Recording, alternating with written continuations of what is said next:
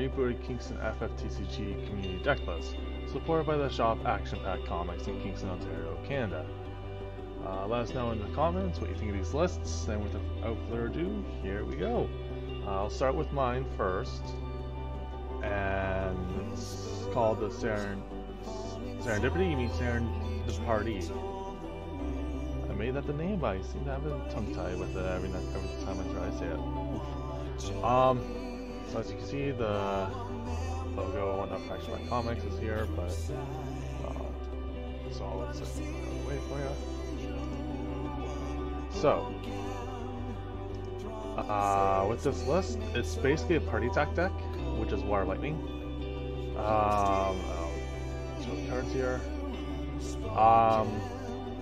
Now this is incomplete, mind you, so it's missing one card currently. Or two cards if I want to make the substitution for one card, but whatever, we'll go along with it. We have 31 forwards and 19 backups. No summons or monsters. Why? Well, A, I want it to be just strictly attack forwards and backups. B, there's a card out currently called General Leo. From what he states, he's a fire card, 4 costs, I believe. But regardless, his effect is players cannot cast summons. So I needed to make a deck that countered this whole cannot cast summons thing. There's like, okay, I don't care about summons, let's go do a thing. So, we'll start with the lower cost up to the higher cost. So, Sid Pervia. When Sid Pervia enters the field, choose one forward on Sid Pervia, it gains haste until the end of turn. Okay, pretty good. I think it's good for a one cost, gives something haste that you need haste if need be, and he's a chump blocker if need be. He's also easy to get back as well from the break zone, but we'll get into that later. Luna Freya, this has been talked about before, so I don't really need to do much of an explanation, but she's good. She's good-ish. Others have talked about this before, which I agree with, is there has to be another 15 forward, other than her, on the field to even come in and be effective, because otherwise her effects is kind of, oh no, without Noxus I can't attack or block. But if Noxus is on the field, then she's useful to get on the field after that. Just don't know why it's not constant, but whatever. It's decent though, don't get me wrong. It's a one cost, it's not that bad. Zidane. Now this deck is not meant to search as much as it is to draw. It's a little less, let's start in hand, which this deck thrives on having cards in hand, so it's not really a big issue for him to be blocked all that often. Draws 2 cards. Perfect, that sounds fine. Now it's special if I can get, but physical deck doesn't have a second one. But I will be able to get one soon, so thank God for that. But with a special, it's pretty good too, essentially just to get rid of something. Alba, yeah, not really well liked. Just because these days in the card game, there's a lot of break zone interactions, and she just goes, no, the cards you want are gone. So people try to kill her immediately, and they don't like it that she's on the field. Mog. If I can get another one of him to replace with one other card in the deck, sure. Mog 6. When he enters the field, you may pay 1 crystal. When you do so, draw 2 cards and discard 1 card. Not really that relevant in terms of what I want to do with the deck. I mean, it's neat, but it's not really relevant for what I like to do. At the end of your turn, choose up to 1 forward other than him, or Mog 6. During this turn, if you have drawn 4 more cards, bounce it, so return to the owner's hand. If you have drawn 6 or more cards, put into the break zone. Now, that's still the forward dying, but that is relevant. Instead of it breaking or removing, is put into. So cards that say, like, Arden, 7-drop Earth Arden. He says he cannot break. He's not breaking, he's being put into. That's relevant, because that means he still goes there, regardless if he can't break. He's just being put into there. It's like, if a forward loses more power than it has, it's put into the break zone. This is just doing it without the forward losing power. So it's very relevant, I think. Noctis, the kind of boss monster for the party, almost the boss monster for the party attack deck, if not the current. 2 cost, 6k, legendary. It's also the box topper. For when Noctis can form party with any element. When a party you control attacks, choose one of the 5 following actions. 3 or more forms spawn the party in an attack. Select 2 of the 5 following actions instead. Choose one forward, deal 8,000 damage. And it's not active 8,000 damage, it's 8,000 damage. That's pretty good, I think. Choose one monster, break it. Decently relevant still good. Choose one character, Dull and Frieza, which is, oh boy. Noctis gains haste, I mean it's there. And draw one card. Perfect, the draw one card can coincide with Zidane, if need be. And it helps with ramping up to this effect. Now Layla is a kind of like a powered down version of Zidane, which I'll be replacing Layla with a Zidane once I get the second one. But she's basically, when she deals strike damage to your opponent, draw a card. Zidane's is a powered up version of that. But she's a 3 cost, 6k with 6k power. But she's still good for a replacement so far. Elua, the Hex, has haste, 3 cost 6k. Basically, a magic turn she has hexproof, but for one target of her. During each turn, when a Elua is chosen by opponent's summoner ability, for the first time in that turn, cancel the effect. Her special is all force you control gain haste. Until the end of turn, all force your opponent controls lose 2k power until the end of turn. Not bad, I say, but it's good to kind of go, you're not targeting crap all. I think it's a little cheeky thing. Rosa, because this card is a thing, I think. When a force you control is dealt damage, reduce the damage by 5,000 instead, so you have a better survivability. Whatever. When she forms a party and attacks, activate Rosa. She can attack once more this turn. The special is not what I'm worried about, per se, even though special is reveal top card of your deck. If it's a water card, activate all force you control. It's not really relevant for what I want to do in this deck. She can attack infinitely, as long as there's a party to party up with an attack. So, that's pretty good, and you're still going to kill things, draw a card, and all that stuff with that shenanigan. Not bad. Celeste?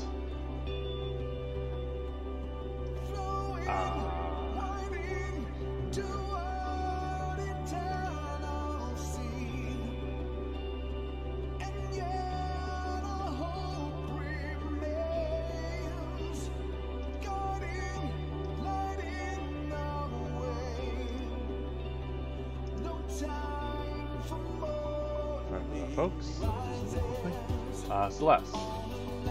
3 cost 7k, legendary. When Celeste attacks, select one of the 3 following actions. If you have received 2 points of damage or more, select 2 of the 3 following actions instead. She gains 2k power, and when it deals direct damage to your opponent, draw one card. Or choose a backup you control for your opponent controls, bounce it, so return to each of their owner's hands. So she can get up to 9k and draw a card if need be. So, like I said, the whole draw mechanic. Yuna. Oh boy, Yuna. She is still very much of a power creep card. She has a -1 cost, colorless for all intents and purposes.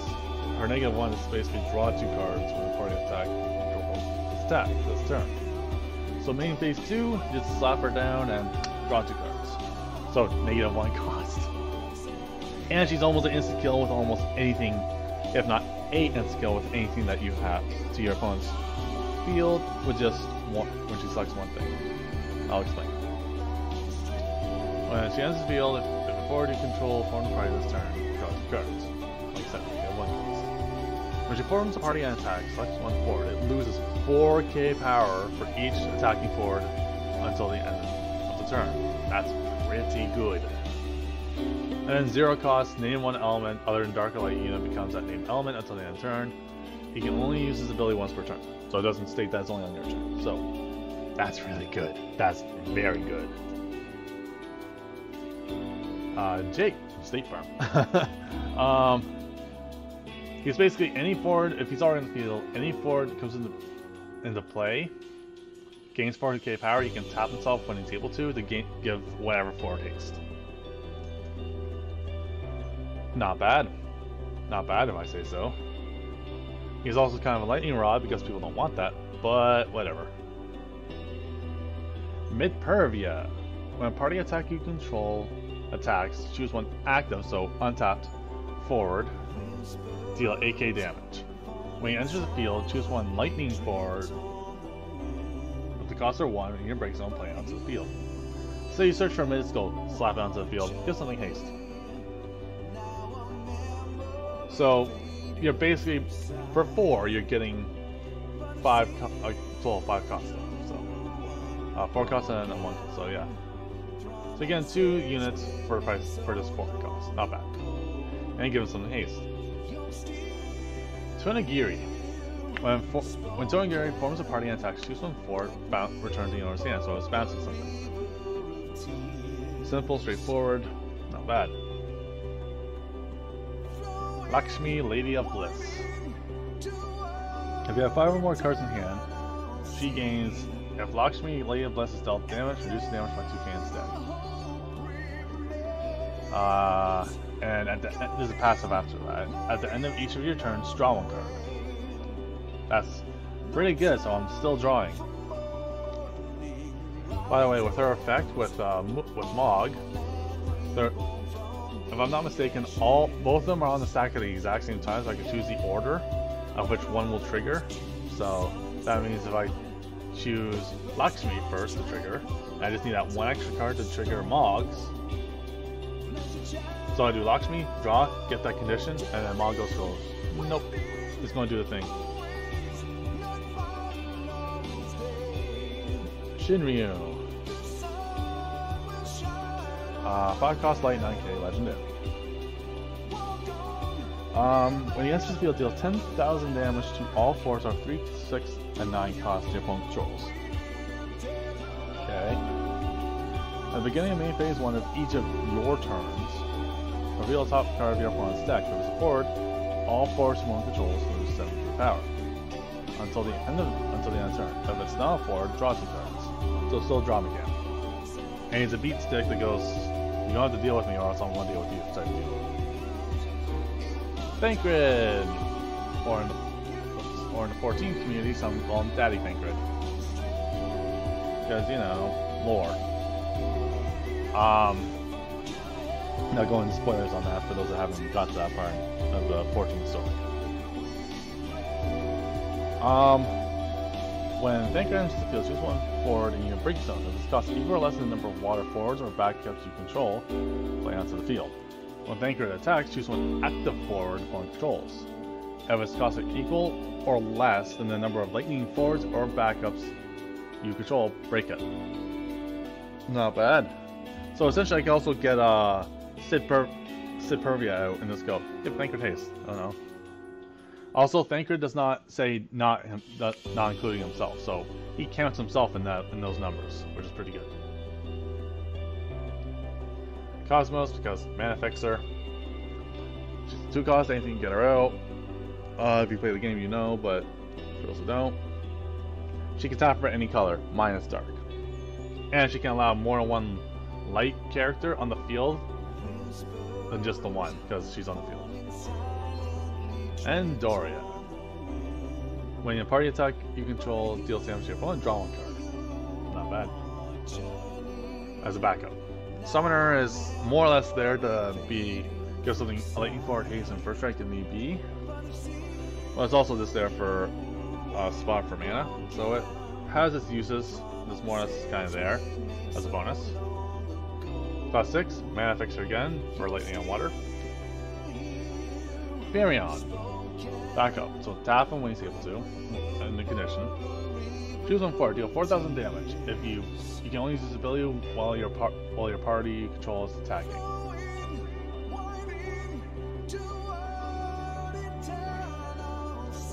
And then Kikes. When forward you control form the party this turn. When forward you controlled form the party this turn. Then the cost of the card cast Kais is reduced by 2, so he's basically free.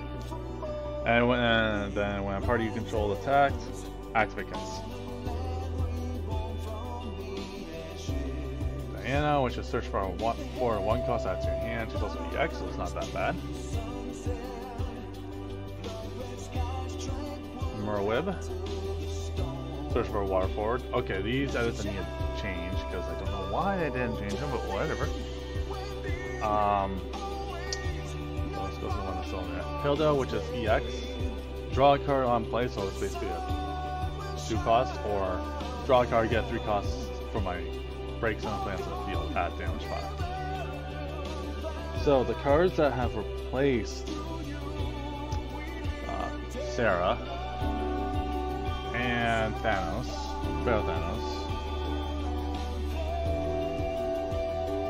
are, let's see, Materia, the 1 cost, which I'll bring up here in a second.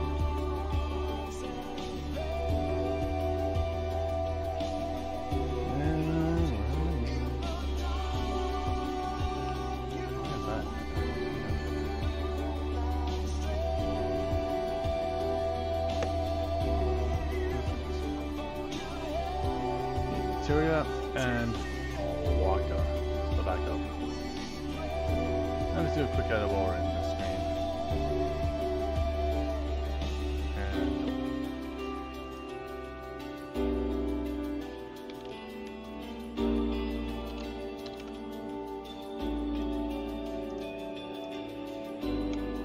And Waka I was going to remove, but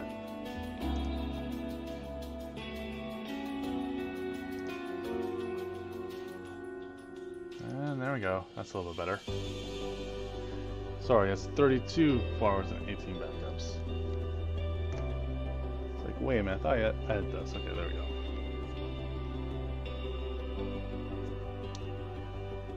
So, that's the lineup for Serendipity meets Serendipity. Now, this is kind of...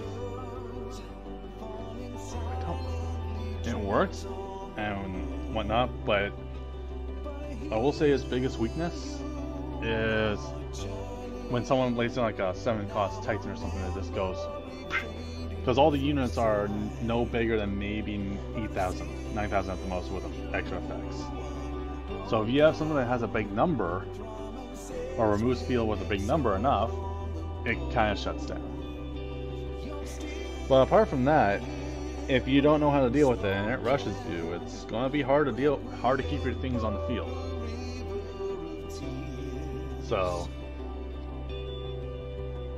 that's kind of this deck. Like it says, focus on party attack. For people that play Magic and are interested, think of it like banding together. The old term for Magic is banding together, where you take more than one creature, form a band, and attack all at once with that group. That's what party attack is. So forwards in this case are creatures a whole bit, but yeah.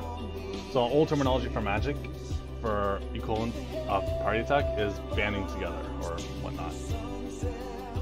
So I'll say that this deck needs 1 or 2 cards difference to make it work a lot more. Other than that, it pretty much works well, I'd say. Well, I'll have to say that concludes at least the first episode anyways. And hopefully I'll get some more decks lists as they come. And when that happens, I'll do another video update. Until then, have a good day, and have a good day. You're out.